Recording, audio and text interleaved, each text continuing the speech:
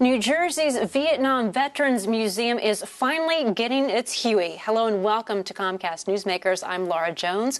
With me is Major General Clark Martin. He is the chairman of the New Jersey Vietnam Veterans Memorial Foundation, and it's so good to have you here. It's great to be here. Thanks. So you're finally getting the Huey. You're darn tootin'.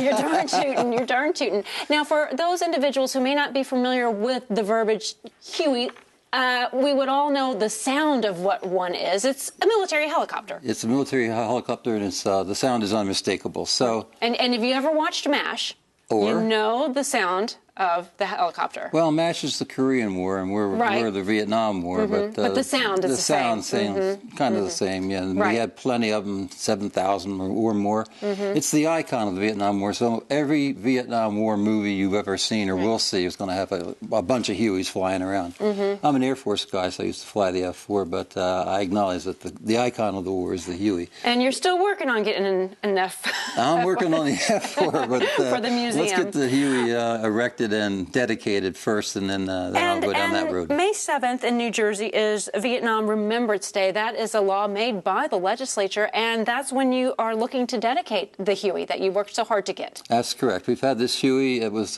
given to us by the New Jersey Army National Guard with the help of the Adjutant General. Thank you very much, Mike.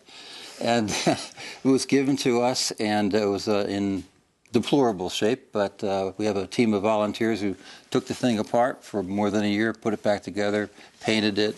It's going to look brand new. We're going to dedicate it on May 7th, and everybody's invited to come and celebrate that day with us. Are there a lot of veterans who flew the Huey still in New Jersey? Yeah, well, there were a lot of Hueys in the war, and the war lasted a long time, as you know, so if it all adds up, there are a lot of Huey pilots in New Jersey.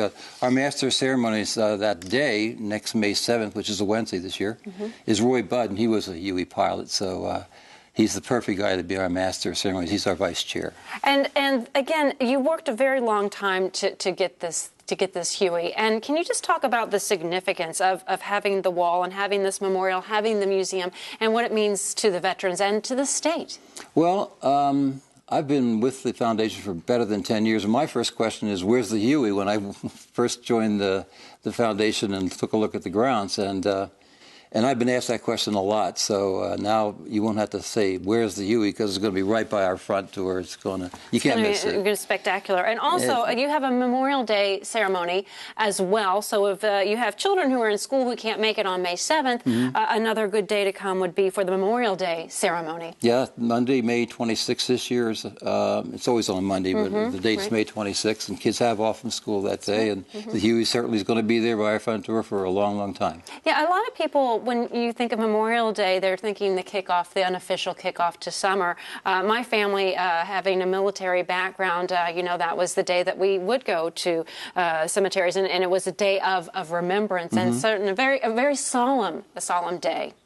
It is, of course, started right after the Civil War, and was started actually by Confederate women who put flowers on the graves, not of just Confederate soldiers who were killed in the South, but also Union soldiers as well. And it is a day to think back of all the brave people who have made that sacrifice over the years. And again, being a Vietnam veteran yourself, and coming back home and not getting, the welcome and such controversy and such, you can say that again. and to see how far it's come, and now how the Vietnam veterans are really celebrated. That's one of our legacies. Is we have men and women coming back from Afghanistan, before then Iraq. And as those wars became less and less popular, the concern was, are they going to be treated the way we were? And the answer is no. Society has learned its lesson, and one of our legacies is welcoming back our men and women the right way. All right, and congratulations on the Huey. Thank you. That's on May 7th, and we thank you for watching this edition of Comcast Newsmakers.